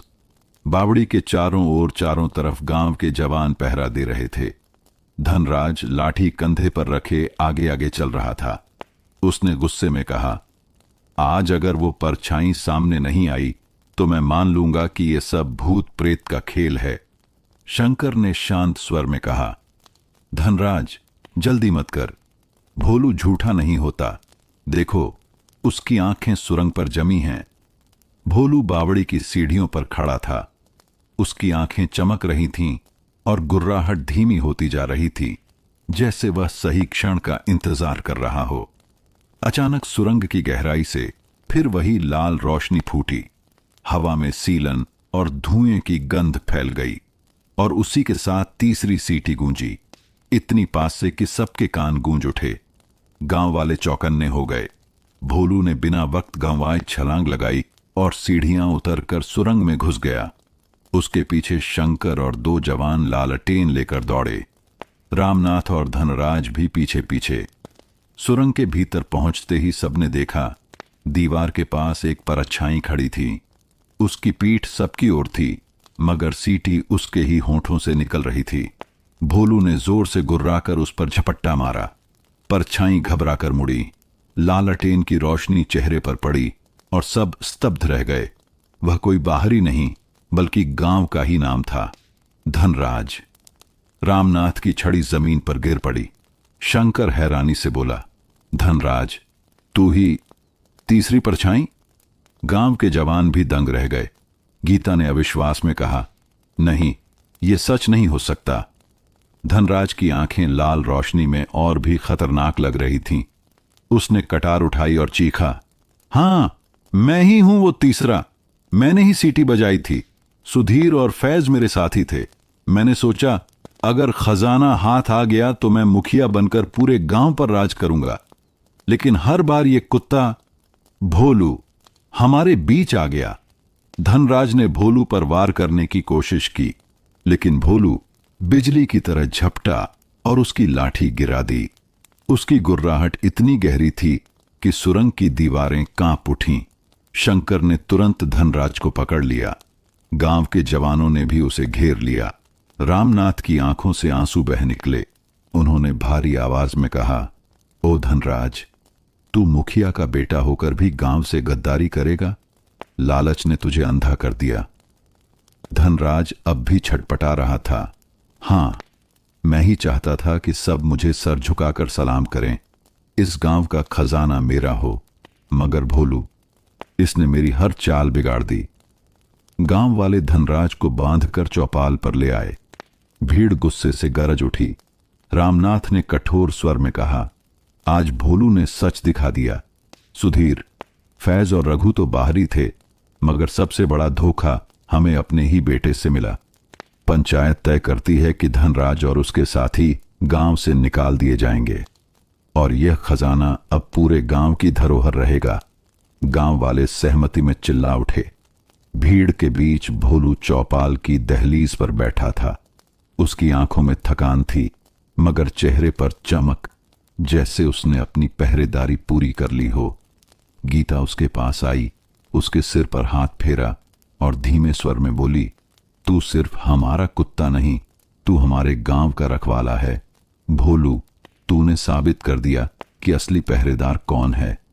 गांव में पहली बार सबने एक स्वर में कहा, भोलू हमारा साथी है, भोलू गांव का प्रहरी है। गांव की चौपाल पर भोर की पहली किरण उतर रही थी। पिछली रात का भारी सन्नाटा अब धीरे धीरे मिट्टी की ताजा खुशबू और मुर्गों की बांग में घुल रहा था। पर आज की सुबह अलग थी। गांव वालों की आंखों में राहत भी थी और चोट भी, क्योंकि धोखा बाहर से नहीं, अपने ही घर से आया था। रामनाथ छड़ी के सहारे चौपाल के बीच खड़े थे। उनके चेहरे पर गम और संतोष दोनों झलक रहे थे। उन्होंने ऊंची आवाज में कहा, गांव वालों, बीती रात ने हमें सिखाया कि लालच आदमी को अंधा कर देता है। सुधीर, फैज और रघु को गांव से बाहर निकाला जाएगा और धनराज, मुखिया का बेटा, जिसने अपने ही गांव से गद्दारी की, उसे भी गांव की सीमा से बाहर कर दिया जाएगा। गांव अब उसके लिए नहीं रहा। भीड़ में फुसफुसाहट हुई, कुछ चेहरों पर हैरानी भी, लेकिन फिर सबने एक स्वर में कहा, सजा सही है। धनराज बांधा हुआ चौपाल पर बैठा था। उसकी आंखों में अब गुस्सा नहीं, सिर्फ थकान और हार थी। शंकर और दो जवान उसे गांव की सीमा तक ले गए। रामनाथ ने कहा, धनराज, तू मुखिया का बेटा था, मगर तेरे कर्मों ने तुझे गिरा दिया। तू बाहर जाएगा, लेकिन याद रखना, गांव अब तुझसे मुंह मोड़ चुका है। धनराज ने पीछे मुड़कर देखा, मगर उसकी नजर सबसे पहले भोलू पर पड़ी। भोलू शांत खड़ा था, आंखें पैनी, जैसे आखिरी पहरा भी वहीं दे रहा हो। दिन ढलते ही गांव फिर से अपने कामों में लग गया। किसान खेतों में गए, औरतें कुएं पर जुटीं, बच्चे चौपाल के पास खेलने लगे, लेकिन हर बातचीत में एक ही नाम था, भोलू। गीता ने अपने पिता रामनाथ से कहा, बाबा, अगर भोलू न होता तो गांव बिखर गया होता। उसने ही तीसरी परछाई को उजागर किया। रामनाथ ने गहरी सांस लेकर कहा, हां बेटी, इस कुत्ते ने हमें सिखाया कि भरोसा सिर्फ इंसानों पर नहीं, उस सच्चाई पर होना चाहिए जो बिना शब्दों के दिखती है। आज से भोलू सिर्फ एक कुत्ता नहीं, बल्कि गांव की परंपरा है। रात होते ही भोलू फिर चौपाल के पास चला आया। उसने वही जगह चुनी जहां से पूरे गांव की गलियां दिखती थीं। उसकी आंखें सतर्क थीं, कान हवा की हर सरसराहट को पकड़ रहे थे। शंकर ने मुस्कुराते हुए कहा, अब इसे देखकर लगता है जैसे ये चौकीदार नहीं, पूरा प्रहरी है। गीता ने मिट्टी की थाली में रोटी रखी और भोलू के सामने रख दी। उसने कहा, खा ले भोलू, तेरी वजह से आज गांव चैन की सांस ले रहा है। भोलू ने रोटी खाई, फिर चौपाल की दहलीज पर लेट गया। उसकी आंखें अब भी चौकन्नी थीं, मानो कह रही हों, जब तक मैं हूं इस गांव पर कोई साया नहीं पड़ेगा। पंचायत ने फैसला किया कि हर साल भोलू की याद में गांव का एक दिन पहरेदारी दिवस कहलाएगा। उस दिन गांव का हर घर उसके नाम से दिया जलाएगा और चौपाल पर भोज होगा। रामनाथ ने घोषणा की, भोलू ने हमें सिर्फ बचाया नहीं, बल्कि हमें अपनी जड़ों की कीमत समझाई है। उसकी पहरेदारी अब हमारी परंपरा बनेगी। गांव वाले खुश होकर जयकार करने लगे। भोलू जिंदाबाद, गांव का प्रहरी अमर रहे। सुबह की सुनहरी धूप गांव पर छा गई। खेतों में हवा लहरों की तरह दौड़ रही थी। चौपाल के पास खड़ा नीम का पेड़ हल्की बयार में झूम रहा था। भोलू दहलीज पर बैठा आसमान की ओर देख रहा था। उसकी आंखों में शांति थी, जैसे उसने अपना वादा निभा दिया हो। गांव अब जान चुका था कि जब तक भोलू की निगाहें उस पर हैं, कोई परछाई उसकी रोशनी को निगल नहीं सकती। गांव की हवा अब हल्की सी ताजगी से भरी थी। बीती रात का डर मिट चुका था और चौपाल पर सजे संदूक को देखकर सबके दिलों में गर्व की लहर थी। बच्चे सिक्कों को देखकर ताली बजा रहे थे और औरतें आंगन में गीत गा रही थीं। भोलू हमारा साथी है, गांव का रखवाला। रामनाथ चौपाल पर बैठे मुस्कुरा रहे थे। उन्होंने कहा, आज यह गांव सुरक्षित है क्योंकि हमारे प्रहरी भोलू ने हमें सच्चाई दिखाई। आज से हर साल पहरेदारी दिवस मनाया जाएगा और आज हम सब भोलू को गांव का नायक मानते हैं। भीड़ ने एक स्वर में कहा, भोलू जिंदाबाद। गीता ने अपने हाथ से भोलू की गर्दन पर फूलों की माला डाली। भोलू ने पूंछ हिलाई और दहलीज पर बैठ गया। उसकी आंखों में शांति थी, लेकिन कान अब भी चौकन्ने। उस दिन गांव में मेले जैसा माहौल था। शंकर ने बांसुरी बजाई, बच्चे ढोलक पर थाप देने लगे। चौपाल के पास बड़े बर्तन में खीर पकाई गई। हर घर से लोग आए और भोलू को रोटी, दूध और मिठाई खिलाई। भोलू ने सब स्वीकार किया, मगर उसका ध्यान बार बार चौपाल से दूर पगडंडी की ओर जाता रहा, जैसे वह अभी भी किसी खतरे की आहट सुन रहा हो। गीता ने हंसते हुए कहा, भोलू, तू तो मेले में भी पहरा दे रहा है। उत्सव चल ही रहा था कि अचानक गांव के सिरे से गोपीनाथ दौड़ता हुआ आया। उसके चेहरे पर घबराहट थी। रामनाथ काका, उसने हाँफते हुए कहा, बाजार से लौटते समय मैंने देखा गांव की ओर अजनबी लोग आते दिखे हैं। उनके पास घोड़े भी हैं और सामान भी। लगता है वे सीधे हमारी तरफ ही बढ़ रहे हैं। भीड़ में खुसर पुसर शुरू हो गई। धनराज की गद्दारी अभी ताजी थी, इसलिए हर कोई सशंकित था। शंकर ने कहा, क्या पता ये भी खजाने की खबर सुनकर आए हों। रामनाथ की भौहें सिकुड़ गईं। हो सकता है जब से बावड़ी का राज खुला है, गांव की खबर बाहर भी फैल गई होगी। सभी बातें कर ही रहे थे कि भोलू अचानक खड़ा हो गया। उसने जोर से भौं किया और पगडंडी की ओर दौड़ पड़ा। उसकी चाल सीधी और तेज थी। रामनाथ ने गहरी आवाज में कहा, देखो, भोलू पहले ही समझ गया है, हमें उसके पीछे चलना होगा। गीता ने घबराकर कहा, बाबा, कहीं ये अजनबी लोग गांव के लिए नया खतरा न हो। गांव वाले हड़बड़ी में चौपाल से निकले। उत्सव का माहौल अब बेचैनी में बदल गया।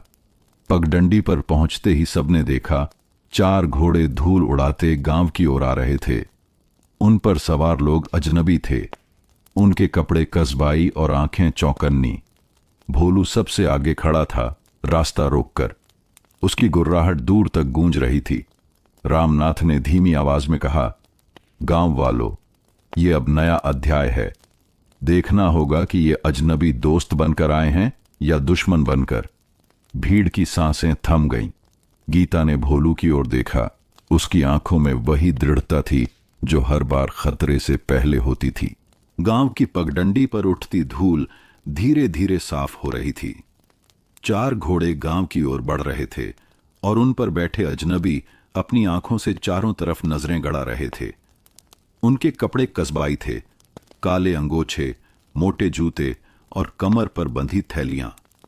गांव के लोग चौपाल से निकलकर किनारों पर खड़े हो गए। औरतें बच्चों को आंगन में ले गईं। हर आंखों में डर और सवाल था। भोलू बीच रास्ते में खड़ा था, कान खड़े, पूंछ सीधी और गुर्राहट तेज। वह हर कदम गिन रहा था, जैसे पहले से जानता हो कि ये मेहमान नहीं, संकट हैं। अजनबियों में सबसे आगे बैठे आदमी ने घोड़ा रोका।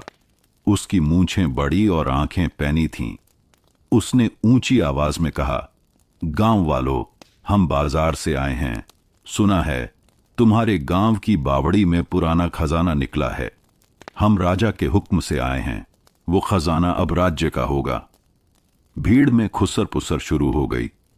शंकर आगे बढ़ा और बोला, ये गांव का खजाना है, हमारे पुरखों की निशानी है, इसे हम किसी को नहीं देंगे। अजनबी हंस पड़ा। बच्चे, ताकत किसके पास है ये गांव तय नहीं करता। राजा का हुक्म गांव की पंचायत से ऊपर होता है। धनराज की गद्दारी अभी ताजी थी, इसलिए गांव वाले एक स्वर में बोल उठे, हम अपना खजाना किसी को नहीं देंगे। रामनाथ छड़ी पर टिके आगे आए। उनकी आवाज भारी थी। हमने रात दिन पहरे देकर अपने बच्चों को खतरे से बचाकर यह खजाना पाया है। ये खून और विश्वास की धरोहर है, कोई इसे हमसे नहीं छीन सकता। अजनबी का चेहरा कठोर हो गया। उसने बाकी साथियों की ओर इशारा किया, ठीक है, अगर तुम खुद नहीं दोगे तो हम जबरदस्ती लेंगे। इतना सुनते ही भोलू जोर से भौंका। उसने आगे छलांग लगाई और अजनबी के घोड़े के सामने खड़ा हो गया। घोड़ा हिनहिनाया और पीछे हट गया। अजनबी चौंक कर बोला, अरे ये कुत्ता, इसे कैसे शांत करोगे? गीता चौपाल से चिल्लाई, ये गांव का प्रहरी है, जब तक ये खड़ा है कोई हमारी चीज छीन कर नहीं ले जा सकता। अजनबियों ने घोड़ों से उतरकर तलवार जैसी लोहे की छड़ें निकाली। गांव के जवानों ने भी लाठियां थाम ली। माहौल गर्म हो गया। शंकर ने भोलू की ओर देखते हुए कहा, भाई, आज की लड़ाई तेरा नेतृत्व है, हम सब तेरे साथ हैं। भोलू ने गुर्राकर कदम बढ़ाए। उसकी आंखें सीधी अजनबियों पर थीं। रामनाथ ने ऊंची आवाज में कहा, गांव वालों, ये हमारी अग्नि परीक्षा है। आज अगर हमने डटकर सामना न किया तो हमारा विश्वास भी हमसे छिन जाएगा। अजनबी आगे बढ़े। गांव वाले भी लाठियां उठाकर खड़े हो गए। भोलू ने पहली झपट में एक अजनबी को गिरा दिया। उसकी गुर्राहट से बाकी 3 पीछे हट गए। भीड़ में जयकार गूंज उठी। भोलू जिंदाबाद, पहरेदार अमर रहे। लेकिन तभी अजनबियों के नेता ने जेब से एक कागज निकाला और ऊंची आवाज में बोला, ये देखो, ये राजा का फरमान है।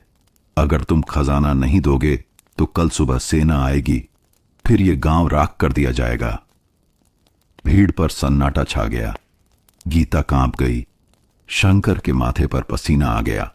रामनाथ ने गहरी सांस ली और कहा, अगर ये सच है तो हमें कल की सुबह के लिए और बड़ा पहरा देना होगा। गांव अब सिर्फ भोलू पर नहीं बल्कि अपने साहस पर भी खड़ा होगा। गांव की चौपाल पर उस रात कोई सौ नहीं पाया। अजनबियों की धमकी ने हर किसी के दिल में डर भी बो दिया था और गुस्सा भी। रामनाथ ने सबको इकट्ठा किया। उनकी आवाज भारी और सधी हुई थी। गांव वालों, कल सुबह सेना आ सकती है। हमें तय करना होगा कि हम खजाना सौंप देंगे या अपने गांव की इज्जत बचाएंगे। याद रखो, यह खजाना सिर्फ सिक्के और बर्तन नहीं बल्कि हमारे पुरखों की मेहनत और आत्मा है। भीड़ में हलचल हुई। कोई बोला, अगर सेना आई तो हम कैसे लड़ेंगे? कोई बोला, अगर खजाना दे दिया तो पीढ़ियों की धरोहर मिट जाएगी। इस बीच भोलू चौपाल की दहलीज पर बैठा था। उसकी आंखें बार बार पगडंडी की ओर जा रही थीं। हर आवाज, हर सरसराहट पर वह गुर्रा कर प्रतिक्रिया देता। गीता ने धीरे से उसके सिर पर हाथ फेरा और बोली, तू ना होता तो हम कब के हार जाते। भोलू, कल की सुबह तेरा सबसे बड़ा पहरा होगा। भोलू ने उसकी ओर देखा और हल्के से दुम हिलाई, फिर तुरंत चौपाल की चौखट पर सीधा बैठ गया, जैसे उसे मालूम हो कि आज रात उसकी आंखें बंद नहीं होंगी। शंकर ने गांव के जवानों को इकट्ठा करके कहा, हमें लाठियों को मजबूत करना होगा, गांव के हर आदमी को पहरा देना होगा, औरतें भी पत्थर और गर्म पानी तैयार रखें। अगर सेना आई तो हम खाली हाथ नहीं रहेंगे। कुंदन, जो पहले गलती कर चुका था, आगे आया और बोला, भाइयों, मुझे भी मौका दो। मैंने धोखा किया, लेकिन अब अपनी गलती सुधारना चाहता हूं। मैं सबसे आगे रहूंगा। भीड़ में खुसर पुसर हुई, मगर रामनाथ ने हाथ उठाकर कहा, गलती मानकर खड़ा होना भी साहस है। कुंदन, कल तू भी पहरे में रहेगा। गांव की औरतें चौपाल के पास लालटेन जलाकर खीर और रोटियां बना रही थीं। बच्चे अपने पिता और भाइयों को लाठियां बनाते देखते और उत्सुकता से पूछते, क्या भोलू भी कल सेना से लड़ेगा? शंकर ने मुस्कुराकर कहा, हां, भोलू तो सबसे आगे रहेगा। भोलू उसी समय चौपाल के चारों ओर चक्कर लगा रहा था, जैसे उसने खुद ही जिम्मेदारी उठा ली हो कि कोई अजनबी रात में हमला न कर सके। आधी रात को अचानक दूर से घोड़ों की टाप सुनाई दी। सब चौकन्ने हो गए। धनराज की गद्दारी याद आते ही कई लोग कांप गए। रामनाथ ने धीरे से कहा, सब चौपाल के आसपास खड़े हो जाओ। औरतें बच्चों को अंदर ले जाएं। भोलू को आगे रहने दो। भोलू गुर्राता हुआ चौपाल से निकलकर पगडंडी पर दौड़ा। उसकी आवाज पूरे गांव में गूंज गई। घोड़ों की टाप पास आई, मगर फिर अचानक थम गई। अंधेरे में सिर्फ हवा और सन्नाटा था। गीता कांपते स्वर में बोली, बाबा, ये लोग अभी हमला नहीं करेंगे, कल सुबह ही आएंगे। रामनाथ ने सिर हिलाया। सही कहती है गीता, आज की रात हमें और सतर्क रहना होगा। सुबह का सूरज हमारे लिए निर्णायक होगा। गांव वाले एक दूसरे के साथ बैठ गए। कोई खजाने की रखवाली कर रहा था, कोई चौपाल की चौखट पर खड़ा था, लेकिन सबसे बड़ा पहरेदार भोलू था, जो बार बार पगडंडी की ओर जाकर लौट आता।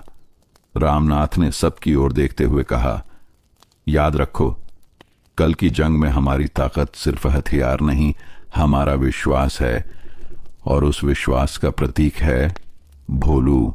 सुबह की पहली किरण नीम की शाखों से छनकर चौपाल पर गिरी, लेकिन आज की सुबह गांव के लिए सामान्य नहीं थी।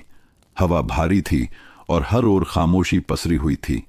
बच्चे खिड़कियों से झांक रहे थे और औरतें अपने दरवाजों पर खड़ी थीं। हर किसी की आंखें एक ही ओर टिकी थीं, पगडंडी, जहां से आज सेना आने वाली थी। रामनाथ चौपाल पर खड़े होकर बोले, गांव वालों, आज हमारी असली परीक्षा है। हम डर कर पीछे हटेंगे या अपने विश्वास की रक्षा करेंगे, ये हमें तय करना है। भीड़ ने एक स्वर में कहा, हम अपने गांव और खजाने की रक्षा करेंगे। दूर से घोड़ों की टाप सुनाई दी, पहले हल्की, फिर तेज, और थोड़ी ही देर में दर्जनों घोड़े गांव की पगडंडी पर दिखाई दिए। उनके पीछे हथियार बंद सैनिक थे। अजनबी नेता, वही बड़ी मूंछों वाला, सबसे आगे चल रहा था। उसने ऊंची आवाज में पुकारा, गांव वालों, आखिरी मौका है, खजाना हमें सौंप दो, वरना गांव राख कर दिया जाएगा। गांव वालों में खुसर पुसर हुई, लेकिन भोलू चौपाल की दहलीज से कूदकर पगडंडी पर खड़ा हो गया। उसकी गुर्राहट इतनी गहरी थी कि घोड़े हिनहिनाने लगे। गीता ने चौंक कर कहा, देखो, भोलू कह रहा है कि हमें झुकना नहीं है। अजनबी नेता ने सैनिकों को आगे बढ़ने का इशारा किया। जैसे ही वे चौपाल की ओर बढ़े, शंकर ने अपने जवानों के साथ लाठियां उठाईं। औरतें छतों से पत्थर फेंकने लगीं। बच्चे भी डंडे और मिट्टी की ढेलियां उठाकर तैयार थे। सेना का पहला वार गांव वालों पर पड़ा, मगर भोलू बिजली की तरह आगे बढ़ा। उसने एक सैनिक पर झपट्टा मारा और उसकी तलवार गिरा दी। गुर्राहट और सैनिक की चीख एक साथ गूंज उठी। भीड़ ने एक स्वर में चिल्लाया, भोलू जिंदाबाद। धनराज की गद्दारी का बोझ सबके दिलों में था, इसलिए हर कोई दोगुनी ताकत से लड़ रहा था। कुंदन, जो पहले गलती कर चुका था, आज सबसे आगे था। उसने जोर से लाठी घुमाई और एक सैनिक को गिरा दिया। शंकर ने भी बांसुरी की थाप से हौसला बढ़ाते हुए कहा, डट कर लड़ो, ये हमारा गांव है। गीता पानी की बाल्टियां गर्म कर रही थीं और छत से नीचे फेंक रही थी। अजनबी नेता खुद आगे बढ़ा। उसकी तलवार चमक रही थी। उसने भोलू पर वार किया। भोलू घायल हुआ मगर पीछे नहीं हटा। उसने आखिरी ताकत से छलांग लगाई और नेता को घोड़े से गिरा दिया। सैनिकों में अफरा तफरी मच गई। उनका नेता गिर चुका था और गांव वाले लगातार डटे हुए थे। रामनाथ ने छड़ी उठाकर कहा, देखो, भोलू ने हमें जीत दिला दी है। गांव कभी नहीं झुकेगा। सैनिक धीरे धीरे पीछे हटने लगे। अजनबी नेता खून से लथपथ जमीन पर पड़ा था। उसने हार मानकर कहा, यह गांव सिर्फ खजाने से नहीं, इस कुत्ते की हिम्मत से जीता है। सेना पीछे हट गई। गांव वाले चौपाल पर इकट्ठा हुए। सबकी आंखें आंसुओं से भरी थीं। गीता भोलू के पास दौड़ी। उसके शरीर से खून बह रहा था, लेकिन उसकी आंखों में वही चमक थी। उसने पूंछ हिलाई और हल्के स्वर में हूं किया, मानो कह रहा हो, मैंने अपना पहरा निभा दिया।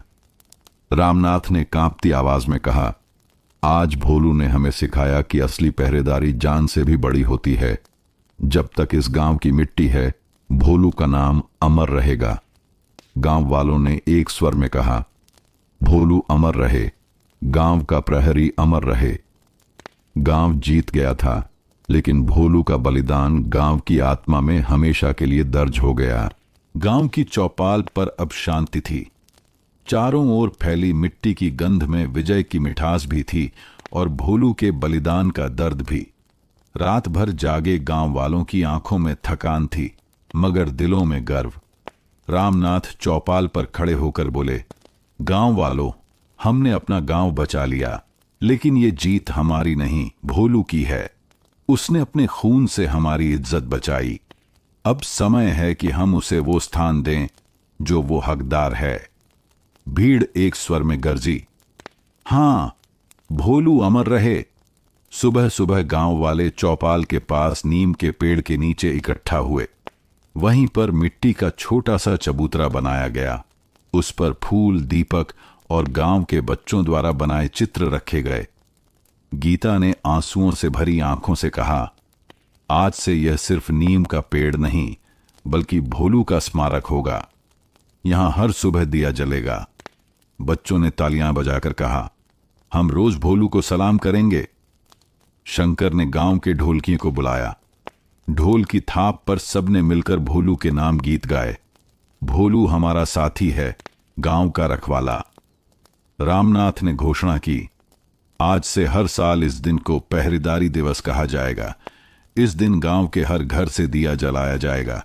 बच्चों को सिखाया जाएगा कि सच्चा प्रहरी कौन होता है। भोलू का नाम आने वाली पीढ़ियों में जिंदा रहेगा। भीड़ ने तालियां बजाईं और नारे लगाए, भोलू जिंदाबाद, पहरेदार अमर रहे। भीड़ के बीच गीता खड़ी हुई। उसकी आंखों में आंसू थे, मगर आवाज में दृढ़ता। भोलू सिर्फ मेरा साथी नहीं, पूरे गांव का था। मैं कसम खाती हूं कि इस गांव की हर आने वाली पीढ़ी को भोलू की कहानी सुनाऊंगी। बच्चे बड़े होंगे तो जानेंगे कि सच्चा प्रहरी वही होता है जो अपने स्वार्थ से ऊपर उठकर सबकी रक्षा करे। रामनाथ ने गर्व से गीता की ओर देखा और कहा, बेटी, तेरी ये कसम ही भोलू को सचमुच अमर बनाएगी। गांव वाले अब डरे नहीं थे। खेतों में किसान फिर से हल लेकर निकले। औरतें कुएं से पानी भरने लगीं। बच्चे चौपाल पर खेलते हुए भोलू के नाम का जयकारा लगाने लगे। शंकर ने मुस्कुराकर कहा, अब जब भी रात होगी, हमें लगेगा कि भोलू कहीं न कहीं बैठा हमारी देखरेख कर रहा है। कुंदन, जिसने अपनी गलती सुधारी थी, स्मारक के सामने बैठा रोते हुए बोला, भोलू ने मुझे भी नया जीवन दिया। अगर मैं दोबारा कभी गलती करूं तो ये स्मारक मुझे याद दिलाएगा। भोलू के स्मारक पर रोज सुबह दिया जलने लगा। गांव के बच्चे वहां खेलते और बुजुर्ग वहां बैठकर भोलू की वीरता की बातें करते। धीरे धीरे यह खबर आसपास के कस्बों और गांवों में भी फैल गई। बाजार से लौटने वाले राहगीर कहते, क्या तुमने सुना? उस गांव में एक कुत्ते ने पूरी सेना को पीछे हटा दिया। दूसरे जोड़ते, हां, उसका नाम भोलू है, लोग उसे अब गांव का अमर प्रहरी कहते हैं। एक सुबह चौपाल पर हलचल हुई। पड़ोसी गांव से कुछ लोग आए, उनके साथ बच्चे और औरतें भी थीं। वे सीधे रामनाथ के पास पहुंचे और बोले, हमने भोलू की कहानी सुनी, हम अपने बच्चों को यहां लाए हैं ताकि वे जान सकें कि असली पहरेदारी क्या होती है। गीता ने मुस्कुराकर कहा, भोलू ने हमें सिखाया है कि पहरेदार वो नहीं जो सिर्फ पहरा दे, बल्कि वो है जो अपनी जान देकर भी सबकी रक्षा करे। बच्चों ने स्मारक पर फूल चढ़ाए और भोलू की जयकार की। उनकी मासूम आवाजें पूरे चौपाल में गूंज गईं। भोलू जिंदाबाद, गांव का प्रहरी अमर रहे। कुछ दिनों बाद कस्बे से व्यापारी और सिपाही भी आए। उन्होंने गांव वालों से पूछा, क्या सच है कि एक कुत्ते ने अजनबियों को हराया? शंकर ने गर्व से कहा, हां, भोलू ने ही गांव बचाया।